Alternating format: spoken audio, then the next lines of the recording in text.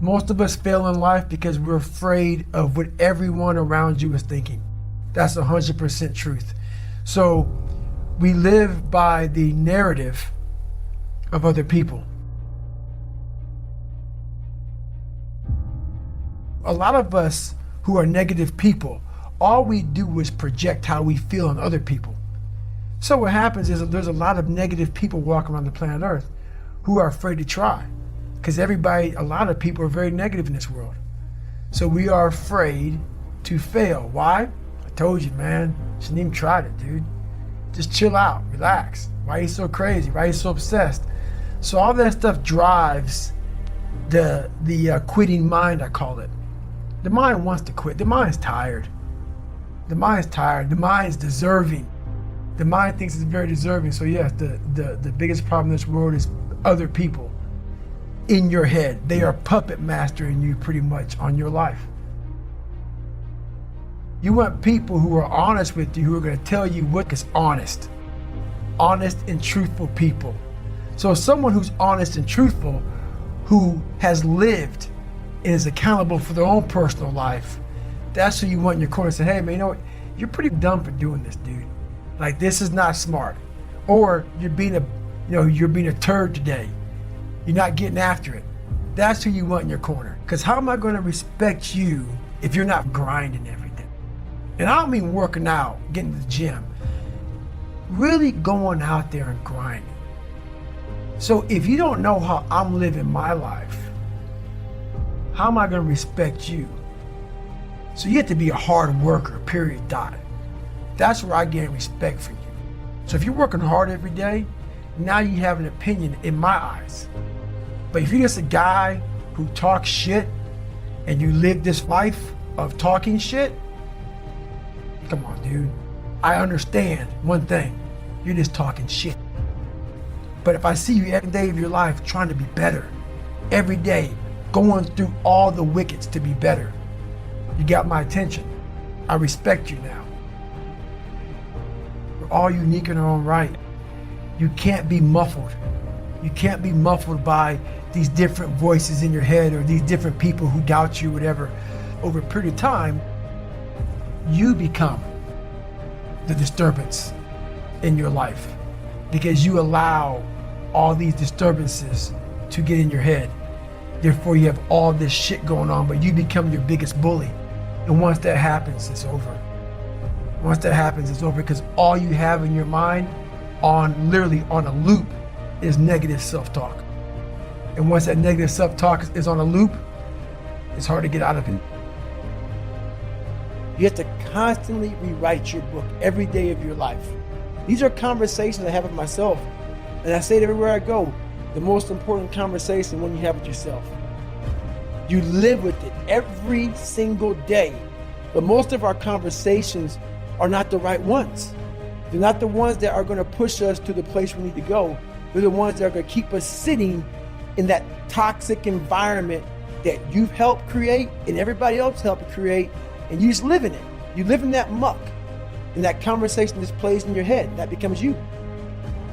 The conversation has to become an honest conversation of where you're at mentally. Where am I at mentally? I look like shit. I feel like shit. I'm falling behind in school. I'm lazy. My house is a mess. You have to look at what it is and call it what it is. Don't find words to make yourself feel better. So that's where it starts. It starts with that accountability of it's not okay anymore. This can no longer be okay.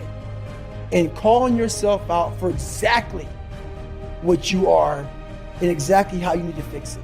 That's where it starts.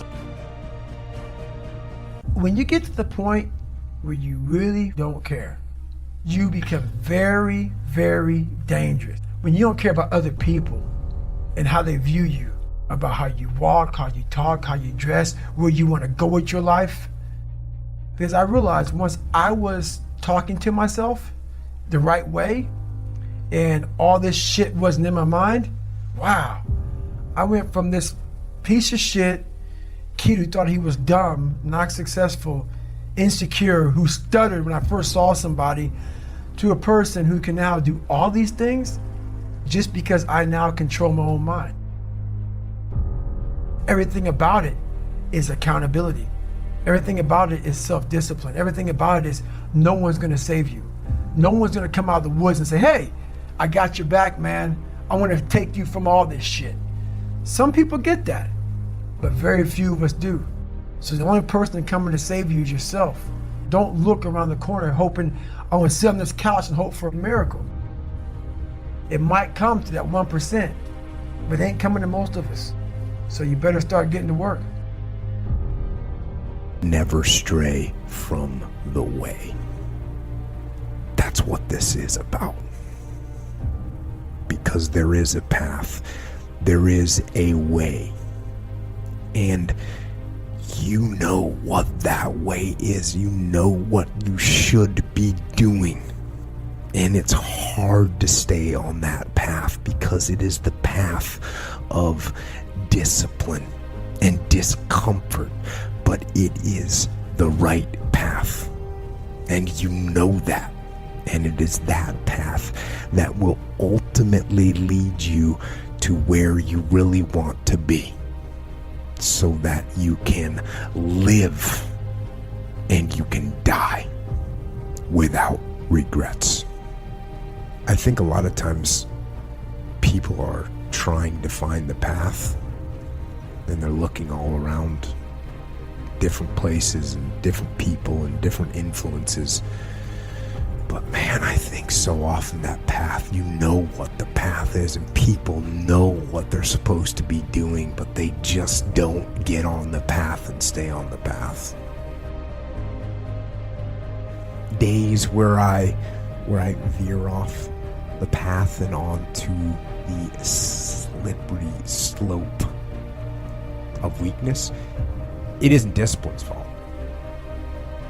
It's my fault. I'm the one that's being weak.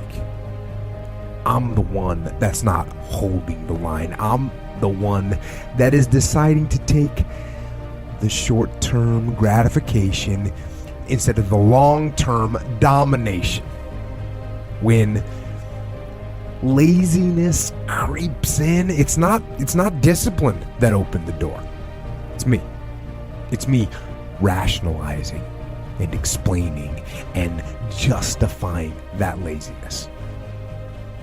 When I decide to take the easy path instead of the righteous path of discipline, that is my decision. That's all on me. It's me deciding to cave to my weaknesses and become a slave to them. And when I make that error, when I let discipline down, there's only one thing to do, and that's get back on the path. Get back on it. And then step it up and go harder and push more and pay for your transgressions. Cleanse yourself in the fire and the suffering of the discipline and get back on the path, the hard, unrelenting path of discipline, that path that leads to freedom. Be strong.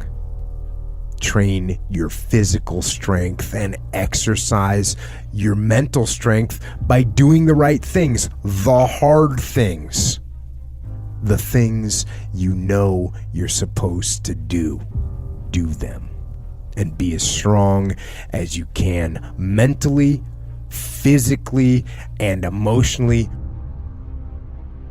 You have to learn to detach, and you have to be able to focus on things that actually matter. If you can start trying to discriminate between things that matter and things that don't matter. And the way that you do that is by detaching from everything. And then you can pay attention and you can assess logically, not emotionally, what's important and what's not. And you focus on the things that matter, and it's going to make your entire life a lot easier.